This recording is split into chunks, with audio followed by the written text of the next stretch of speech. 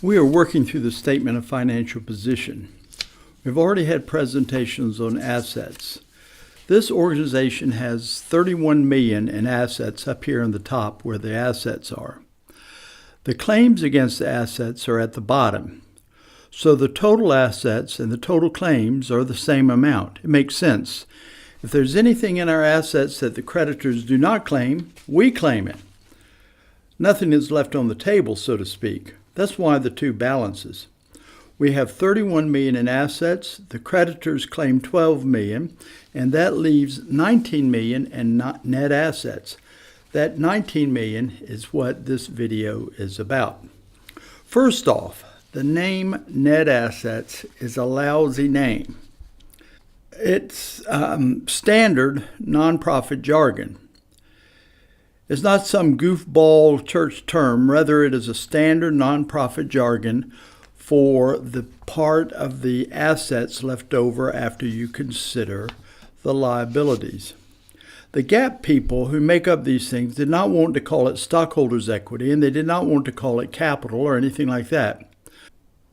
They had to search for a name that did not show outside ownership like you see on business financial statements. They came up with the name net assets.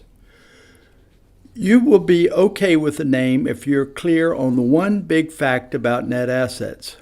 The big fact is net assets are not assets at all. They are claims against the assets. The assets are up here in the $31 million. The creditors claim $12 million.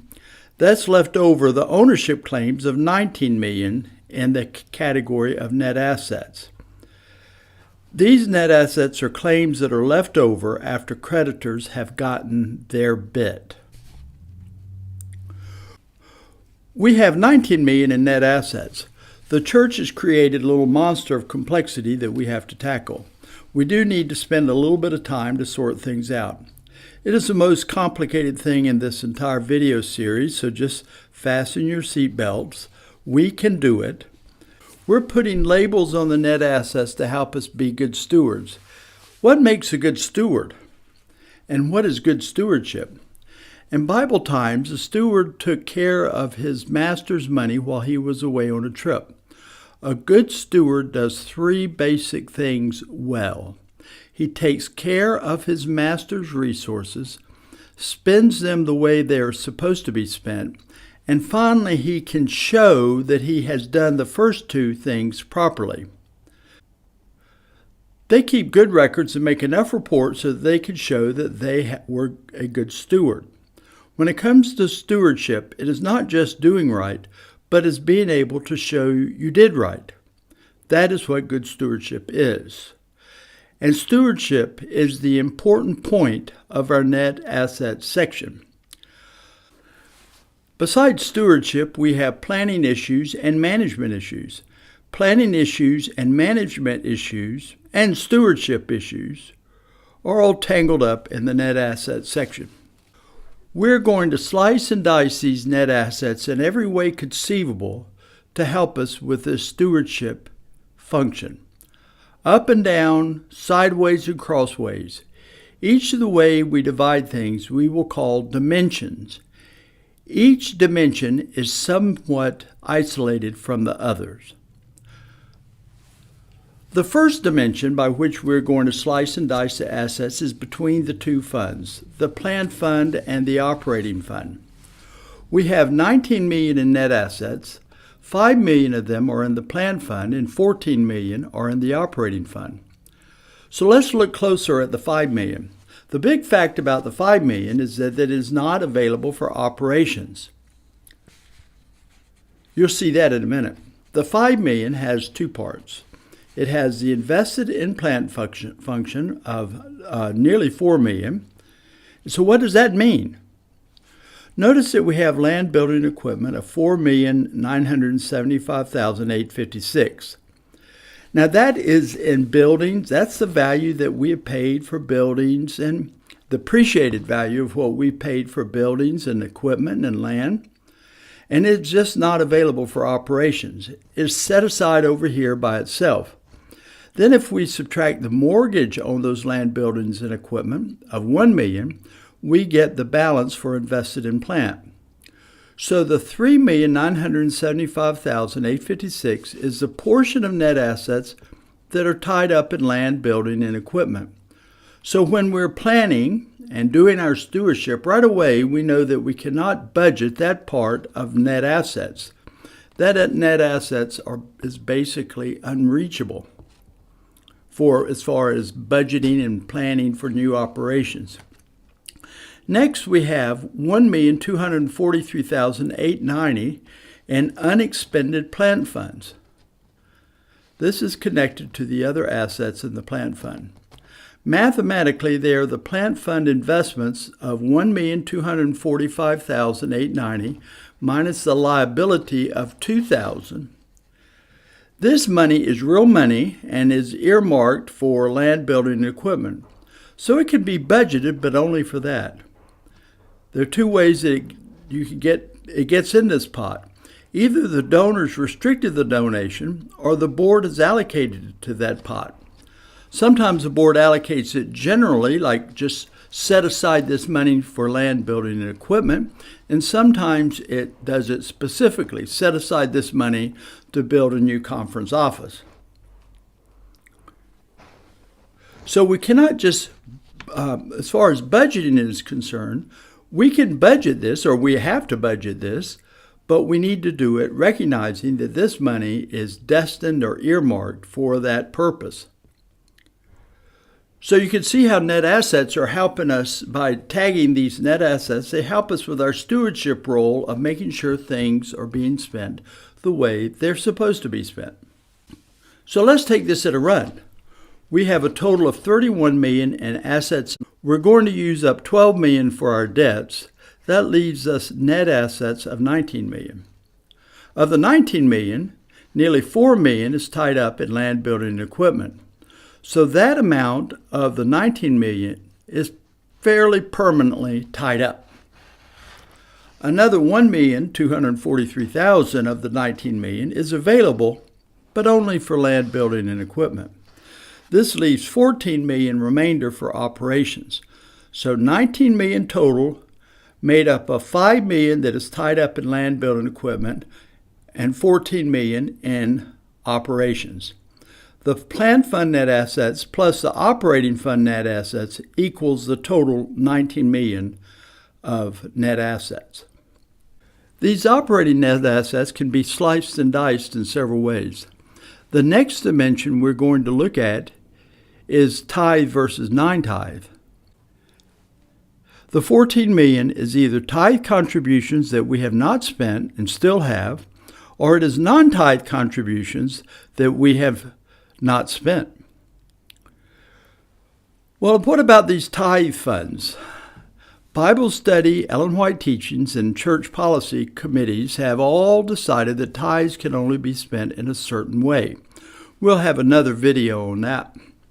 A faithful member gives us $1,000 or $1,000 in tithe donations, and we spent $800 in the way it was supposed to spend. We have $200 of tithes still on hand to make sure that we need to make sure that we use it properly. To help us with stewardship, we keep it separate from non-tithe money. That way we can make sure we spend it the way it's supposed to be spent. Non-tithe money can be spent on any moral or legal way the board wants to use it to fulfill the organization's mission. The tithe money has to be spent in the way that the church stipulates. The money itself is up at the top in the asset section, but we keep track of where it is headed, in this case to tithe purposes or not tithe, by labeling net assets as either tithe or non-tithe. We're not out trying to get too deep in theology here, but it will help us if I say that this tithe money is designated by God as tithe money. The idea is only suggested here to help us with the upcoming topics, and there's no need for you to think too deep about it or so forth, but it's useful to think that God designates money as tithe money, and we as a board or as a denomination cannot make it tithe money into non-tithe. Notice again, all the 14 million is either tithe or it is not. If you're curious about what tithe is and how it can be spent, we have an upcoming video on that, and you want to make sure that you watch it. So again, the 14 million is either tithe or it is not. There's another way to look at the 14 million. For emphasis, I want to make sure you're clear. We're dividing up the same 14 million that was either tithe or non-tithe and looking at it from a different perspective. In the same way that you might have 2 daughters and 3 sons, and also you may have 3 blonde-haired children and 2 dark-haired children, and they're all mixed up in that. And so that's sort of the same sort of concept, a different way of looking at the same thing. This new concept is the same, whether it is tithe versus non-tithe, but now the distinction is whether it is restricted or unrestricted. If a donor has given you money for evangelism among the Igbo of Southeast Nigeria and we haven't spent it yet, it is a restricted net assets. It is put in a separate pot to make sure it gets spent in the right purpose. We use the word restriction to mean donor restricted. A main point here is that if donors have restricted the donation to a specific purpose, it's not available for other purposes. Also, only donors can change their restriction. The 14 million is either restricted or it is not. So the 14 million is either tithe or it is not, and is set aside or earmarked by God as tithe. And the 14 million is either restricted or not, and that is the restricted is that earmarked by donors. We have one last category, allocated net assets. This is the same as the others, except for the designation comes only from the board. They specify that some net assets should be set aside for a specific purpose. Let's say for the evangelism of the Igbo of Southeast Nigeria. No one can change tithe into non-tithe, what God has declared holy, you know what I mean. Only the donor can restrict and unrestrict and change restriction. But allocated net assets are set up and removed by the board. So the same net assets can be either tithe or non-tithe, restricted or unrestricted, and allocated or unallocated. There is considerable interaction between the allocated dimension and the other. The board can designate tithe to the Igbo evangelism allocated net asset. That is because evangelism is an approved use of tithe. That is, it says we want to set aside this tithe and earmark it for evangelism among the Igbo. It can also designate non-tithe to the Igbo pot. It can take non-tithe money and say, we are going to put it aside in the Igbo pot for evangelism of the Igbo. The board can designate restricted donations to the Igbo allocated pot as long as it complies with the donor's restriction.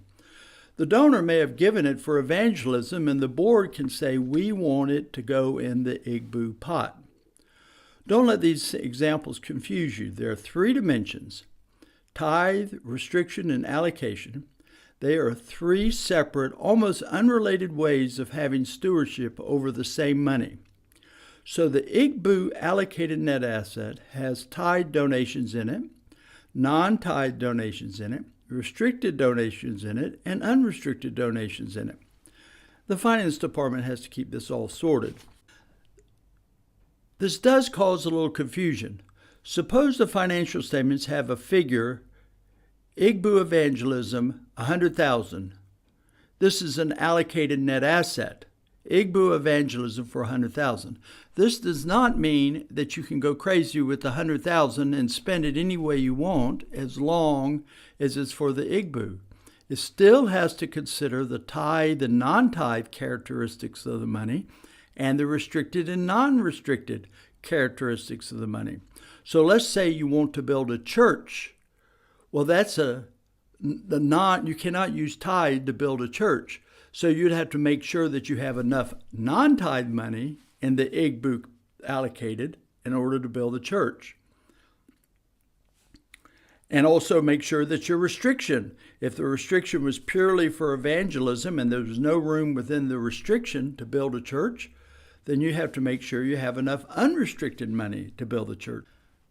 But you don't have to worry about it too much because the accountants and the auditors have to keep all this sorted. Your main task as a president or a board member is to understand the jargon and the rules. That an allocated has tithe and non-tithe in it. It has restricted and unrestricted in it. And you just have to navigate both of those characteristics within the allocated pot. So let's run through it again. This time, let's look at it as if the president just had a brainstorm of a good idea and he was looking for money for the project. This example ignores what I refer to as a liquidity problem, which I'll address that later on. To make it a good example, let's say his bright idea was to build a dining hall at the youth camp. This is a project that cannot use tithe money. So let's look at these financial statements and see if there's money to build a dining hall. And we're taking it slow, so don't rush to the end. So the organization has $31 million, but there's a burden of $12 million in liabilities, so that leaves for sure only $19 million that could be used on the dining hall. Of the $19 million, nearly $4 million is tied up in plant, property, and equipment. So we cannot spend it on the new dining hall. That part, that $4 million, and so that leaves $15 million. But of that $19 million, or of the $15 million, there's $1 million that is in plant investments. So we can't spend that on the new dining hall, but there may be some help here.